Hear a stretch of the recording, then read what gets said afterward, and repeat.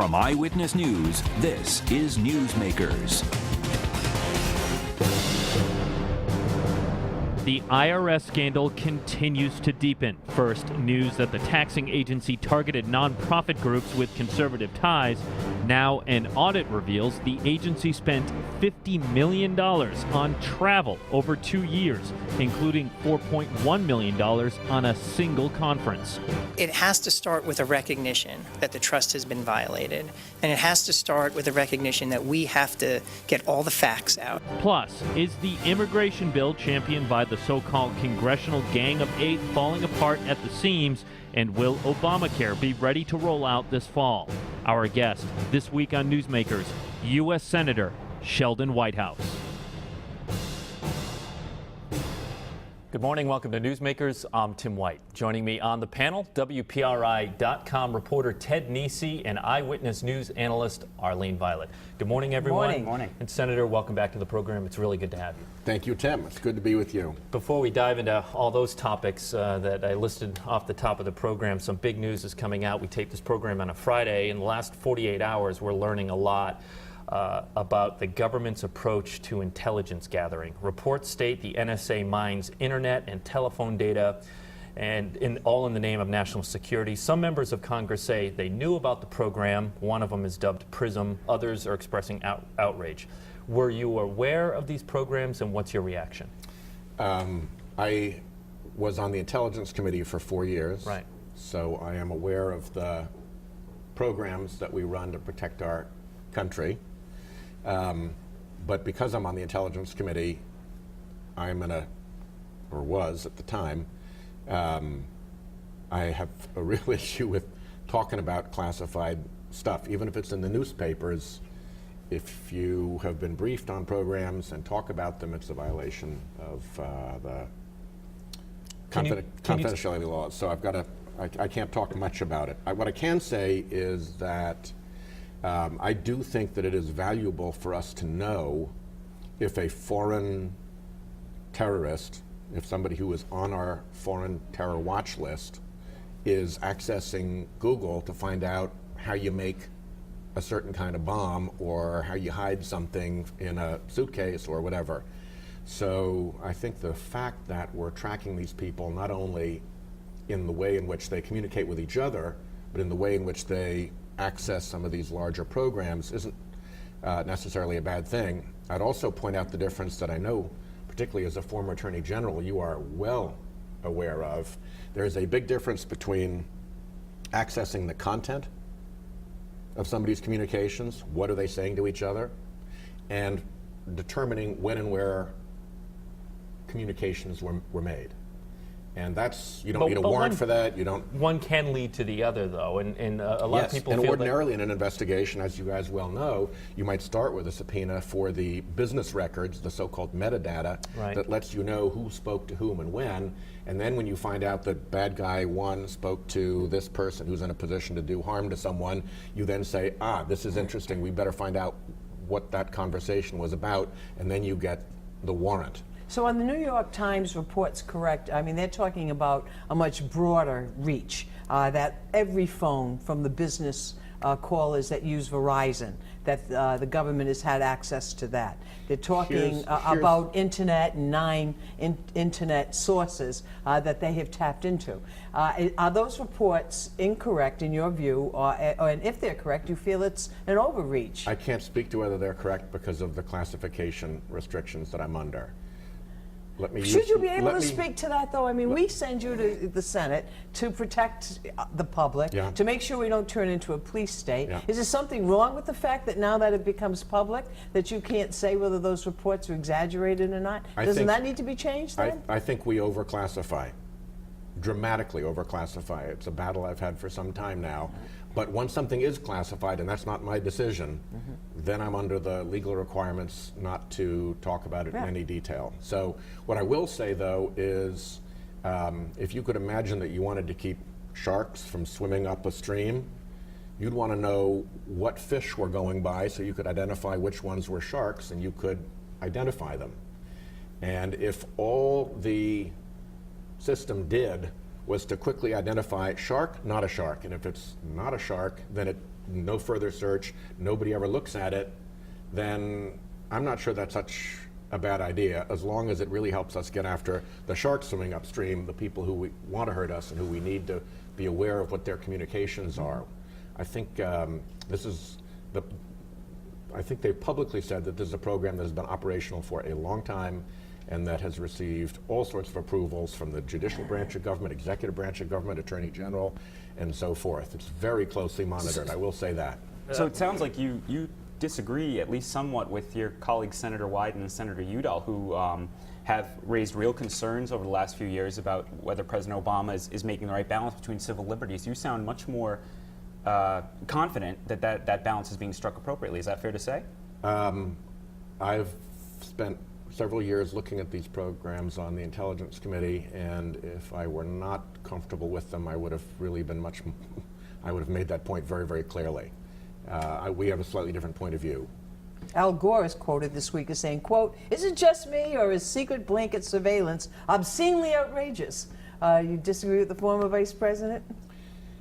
Secret blanket surveillance would be outrageous, but I can't get into the details of how these programs are connected. Let's take a broader look at it then. I guess I'm wondering if this is our new reality. Right. I mean, a lot of people are looking at this and saying the Obama administration has really embraced the Bush-era intelligence gathering.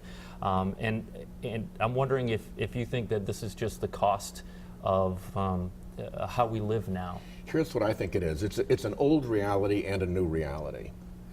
When the founders set up the Constitution and provided the warrant protection in the Fourth Amendment, that protected the content of your letters and papers. It did not prevent the marshal or the sheriff from going to the postmaster and saying, "Hey, is this guy sending letters to the British? We want to know about that if he is." And in fact, once we know that, that's a reason to go to the judge and get the warrant to try to find out what those letters say. This is akin to that. The problem is that now there are so many communications, and they are electronic, and they can be looked at en masse. And now, so the question really is, how does this scale? And once it scales, should we review the balance between civil liberties and national security? I think we should. I think this passes the test. We are not at all clear on what the rules should be with regard to following somebody around, knowing where they are because of the signals that their cell phone is emitting, whether that's appropriate for government to use, whether that's appropriate for McDonald's to use, to know that you're within 50 feet of a McDonald's and start pinging you saying, "Wouldn't you like a cheeseburger now?" When is that appropriate? And what are the safeguards? At the moment, most of the safeguards are either in the executive branch or in this secret FISA court. Is that enough? Those are all very legitimate questions that we need to continue to work on. I know we have so much to talk about, but do you think were liberals maybe too critical of the Bush administration in the 2000s and their approach to intelligence gathering?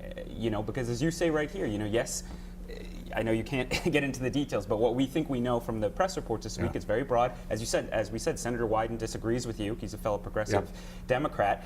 Do you think some of the criticism maybe was overblown, that some of these programs were needed when President Bush put them in place?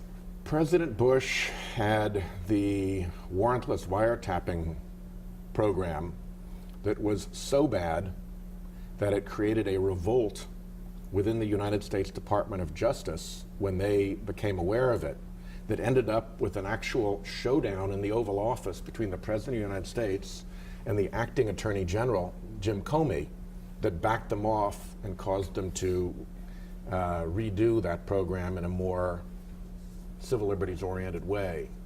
So I do think that we need to use the tools that we have at our disposal in a responsible way and with a strong civil liberties protection to protect our country and the environment that we're in right now. And so you can't just say, well, we're not going to do any of that. I mean, this is a right and a practice that government has had always, from asking the postmaster whether somebody's writing letters back in the 18th century to asking the phone company who you're calling when you're Dad was tracking investigations. That was the technology. Sometimes you needed a subpoena to the phone company. A lot of times, as you remember, General, you just make a phone call to the guy at the phone company who'd give you the information. Let's pivot to immigration reform. You're a member of the Judiciary Committee. Is it going to pass? It came out of the Judiciary Committee. I but really think it will. what gives you that confidence? The shortest and most pungent expression for why it's going to pass is the Democrats want it to, and the Republicans need it to. They cannot shoot down this immigration bill, a bipartisan immigration bill, and have any credibility with the Latino and larger immigrant community. And there is a fight on, full on, between the more centrist and responsible members of the Republican Party and between the far right. And you see them attacking the bill and tearing at it. How much of that is showmanship to position themselves? But they actually know that for their party's sake, this bill has to pass. Is versus Senator how much of it is a Rubio's real cold attack. feet showmanship? I think Senator Rubio has to maneuver between a party that is very divided on this issue and his loyalty to the bill and his loyalty to the 8 colleagues who he has this agreement with to stand fast. I was speaking with him about it just yesterday, and he is very keen to see the bill pass, and I'm convinced of that. And I think that it is important for them. They cannot have a bipartisan immigration bill that's as sensible and fair as this one and then tear it apart. They're running against the American people who want a bill like this passed in huge numbers, 80% type numbers. So the real test, I think, is not does it pass in the Senate, but what happens when it gets to the House. Right. Is the Speaker willing to violate the so-called Hastert rule that requires every bill to be cleared by his own Republicans before it's allowed to go to the floor? And can he get through that test? Very often, he waives that so-called rule. That's why we have disaster relief, because he waived that rule. That's why we have the Violence Against Women Act, because he waived that rule. He waives that rule when he knows that his extremists will embarrass the party so badly that it's not worth catering to them. He simply has to call the vote and let Democrats and the responsible Republicans carry the day. I think that's where the immigration bill lands. It's that important to their party as well as to the country. We only have about a minute before the break, so I want to ask about the filibuster quickly. President Obama's put forward 3 judges. Looks like there could be a showdown in the Senate this summer about whether Republicans will use a supermajority requirement to block those judges. You've been very critical of the Republican use of the filibuster, but you also had some optimism earlier this year about an agreement between the Republican and Democratic leader to not have so many extra supermajority votes. Do you think that compromise is working, or do you think there's still a big problem in the Senate?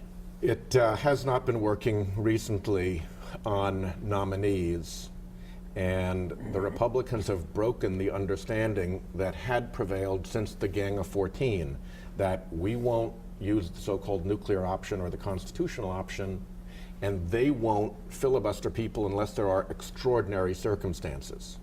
There have been cases that have come through of Caitlin Halligan, who was a colleague from New York, who the only thing extraordinary about her was her talent, and they filibustered her twice. So they have broken the understanding that has governed this, and now we have to figure out how we rebuild it. But at the moment, that because they've broken the understanding, that puts the haven't we seen so-called this story nuclear before? The option back liberals, on the table. You and the others who want filibuster changes say it's not working, the Republicans are obstructing, then there's some backroom deal with the senior senators and the 2 leaders, and then you guys say, well, maybe it'll work this time. I mean, it's how often are you going to We make noise, and it moves bit by bit in the right direction. We don't get everything we want, but I do think that our advocacy and the effort that we make into reforming this rule has made it better, and we're going to continue to put pressure on it to make it better. There is an illegitimate abuse of the filibuster rule in the Senate right now that takes place too often. It's not the old school Jimmy Stewart on the floor, I'm passionate, and I want to have myself heard filibuster. It's a strategic filibuster designed to cripple the institution of the Senate. All right, we're going to take a break on the program. Our conversation with Senator Sheldon Whitehouse will continue. Stay with us. You're watching Newsmakers.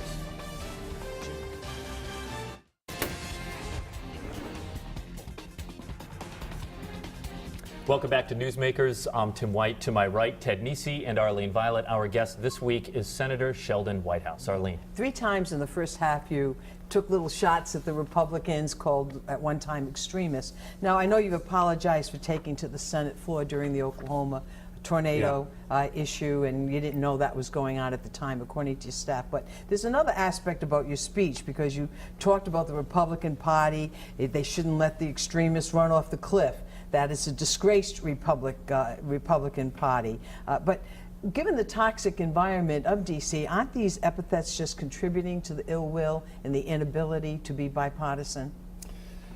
Perhaps, but there are times when you're passionate about something and there's virtually no dispute over what the facts are, and the only thing that is preventing necessary action is really rank politics, that I think it's important to take the hardest run you can at those politics.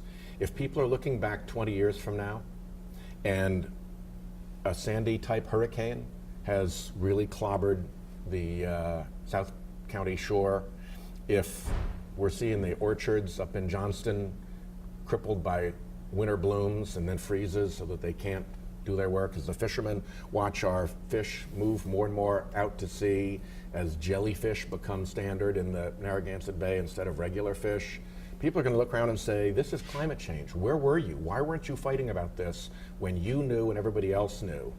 And unfortunately, there are times when being polite is simply not effective enough. This is a battle for the future of our state in many ways, and I intend to be as strong as I can on it. And sometimes perhaps my passion is a bit strong, but the vital core interests of Rhode Island, and frankly our country and our planet, are all at stake here. And so it's not as if I just go out there and yell. I also do a lot of work behind the scenes with Republicans, with the administration, legislatively. It's we have to get this right. We know that this is happening. Scientists know. It's indisputable. You are passionate about climate change, and as we tape on a Friday morning, we have a storm coming up the coast. And, I'm wondering, as we see coastal areas get hit harder and harder, particularly here in Rhode Island, are we subsidizing those who choose to live along the coast? And can we continue to do that if these storms continue to become more frequent and more powerful? Well, we obviously subsidize it with flood insurance, right. Coastal flood insurance. We subsidize it with rebuilding of facilities through FEMA. Is it wise? Mother Nature always wins. Mother Nature always wins, and we need to look at what the best strategy is to protect what we have, and to not be, there's some things you just can't do. The battle right now is for our beaches. And the so-called beach SAMP, the Special Area Management Plan that the Rhode Island CRMC is doing, is taking a look at. The Coastal Resources Management Council is looking at, what do we do to protect our beaches? We saw in Sandy how savagely they were eroded by the sea, and we've seen those big houses that have been there for generations tip into the ocean. And is it time to pull back, though? That's what I'm saying. Do we retreat?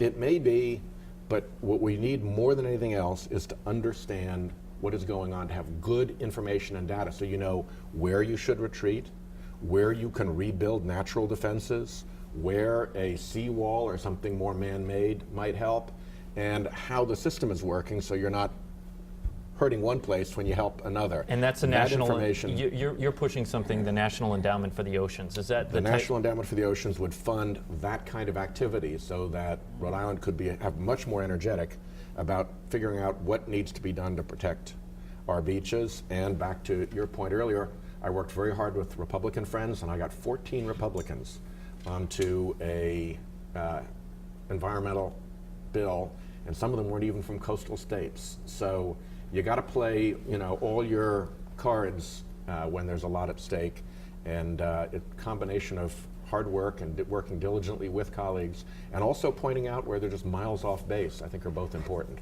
I'm going to switch from important things to crass politics. Governor Chafee, it looks like you would have had a primary in 2006 now instead of a general election race with him, because he has joined the Democratic Party.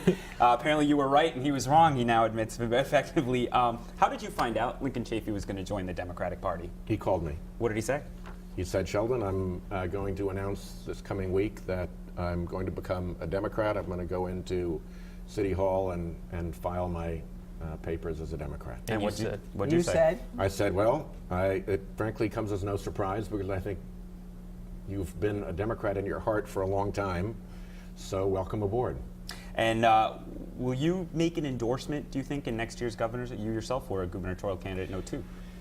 Customarily, there's an endorsement process, and the delegation as a group supports the endorsed candidate. That may be just a matter of endorsement. It may be a matter of endorsement and then primary. It's a little early to tell right now, so I'm not making any endorsements in the gubernatorial race. Are people reaching out to you asking for your support next year? Actually, no, not yet. Oh, maybe you're not that important. Let's talk about the IRS. Maybe just that it's still a pretty good ways off. Oh, I always forget. Yeah. Wow, not for us, believe me. Never too soon to turn to the next election. That's right. Two IRS agents working in the Cincinnati office, say higher-ups in Washington, directed them to target conservative political groups when they, and that sort of flies in the face of what's being said down in Washington. You, along with several other Democrats, sent a letter last year urging the IRS to impose a cap on political spending by nonprofit groups. Was the IRS just following your marching orders on that? I don't think so, because I think there are two scandals at the IRS. The first, and to my mind, the bigger scandal, is that the IRS chickened out and wouldn't go after big Republican and big Democrat organizations that were flagrantly violating the tax laws. I had a hearing on this in Congress. To me, this is a flat-out 18 United States Code 1001 federal false statements criminal prosecution. And the IRS would never tee up a case and give it to the Department of Justice to prosecute. And they let these big organizations lie and say, we want tax status, we're not going to get involved in any elections or politics, and go out and spend $70 million buying political ads. I mean, it's totally bogus. That's not really what they say, though. They can do some electoral activity. It's not what they say on the form. Question 15 on the form. No I admit I've effort not to read influence. question 15. So what they were doing was they were letting the big guys get a pass. And then I think they did get a lot of criticism from us and from others, from a huge array of people who were looking at this and saying, this is ridiculous, this is preposterous. How can you allow these lies to be told? How can you allow privileged tax status to people who are just out politicking? Did you ever? And then, rather than go after the big guys, I think they sent the message out, oh right, we got to try to solve this. Let's see if we can find some littler ones to pick on, and let's try to figure out this problem at the lower level without going after the Democratic big PACs, the Karl Rove big PACs, the Koch brothers big PACs, and all of those. We don't want to tangle with the big guys. Let's see what the Oklahoma County Tea Party does. And so they went to take a harder look at them to try to develop a rule. And I think that's what happened. It was a stupid screen to try to get at a good question that they should have answered by going right at the big guys. Did that order come from the top, do you think? No, I don't think so. I think that there was a lot of discussion about it, but investigation will show. But I think with the impulse to do something about these so-called political 501c4s was everywhere, and I think at some level somebody decided, well, the way to find out which ones to take a close look at are to look for words like Constitution, Tea Party, and so forth in their titles, and we'll take a closer look at them to see if they're going to be political. But You've is been it critical of appropriate this. for the? I'm sorry. Is it appropriate for the IRS to be even having that job? Congress Right. has given the IRS the job of figuring out who is overly political. This is an agency that's just supposed to be collecting taxes at the basic level. Yeah, so why not The take care of the purpose- Citizens United case, which you've been critical of? Why don't you just pass legislation to eliminate 501c4s? The purpose I mean, there's of very my few of hearing- them are true. The purpose of Get my rid of them. hearing was exactly that, to build a case for taking that authority away from the IRS because they weren't doing a good job of it. They were ignoring violations of law, and let the prosecutors of the Department of Justice, whose prosecutor in my hearing said these are, I forget if it said plain vanilla cases or some phrase Eliminate like that. the category. being standard. Eliminate the category. C5 But they're should become legitimate. C4. They're legitimate Oh. They're legitimate 501c4s, like the Sierra Legit, Club and like- places like that. What happened is that they took a legitimate They category could become of C3. tax status and then they turned it into a political funding It's a device. bastardization. So, Exactly. I mean, why not then make the Sierra effort comply with with the IRS C3? was to try to separate out which ones were legitimate organizations like the Sierra Club that argued politically and therefore weren't 501c3s, but weren't involved in electioneering. When did you cross from being involved in politics to being involved in electioneering? And C4 that's is the line they're half trying to pregnant. break. You just get rid of them. All right, look. That's one way to look at it. Tell that to us. Hey, I have 30 seconds left here. So you're helping Vinny Paz get a movie made about Right. himself? Is that right? Did I read that right? Chad Verdi. Verdi is making this movie. He's a great Rhode Island. He's our great Rhode Island movie maker. Yes, as he you know, is. his brother is Yes. a wonderful police officer Major Verdi, yeah. in Providence. And in the course of my life, I've run across Marty Scorsese, who has made a lot of 10 good seconds movies. left. Marty, I and know. I Like connected. this. I connected the two of them because I thought it Bravo. would be a good fit. And sure enough, it was a good fit. All right, for Ted Nisi and Arlene Violet, I'm Tim White. And Marty. Thank you, Sheldon Whitehouse, U.S. Senator. We'll see you next week on Newsmakers. Thank you. That was great.